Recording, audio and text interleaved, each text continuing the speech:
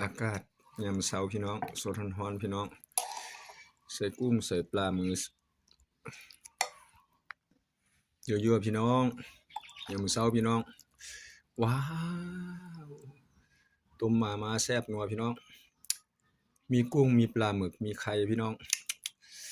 ใส่ใบมะกรูดนำผักอีกเยอะแยะพี่น้องโอ้โหเบิ่งพี่น้องว้าวอากาศยามเช้าพี่น้องสดร้อนๆพี่น้องใส่กุ้งใส่ปลามือยั่วๆพี่น้องยามเช้าพี่น้องว้าวต้มมาแซ่บนัวพี่น้องมีกุ้งมีปลาหมึกมีไข่พี่น้องใส่ใบมะกรูดนำผักอีกเยอะแยะพี่น้องโอ้โหเบิ่งพี่น้องว้าว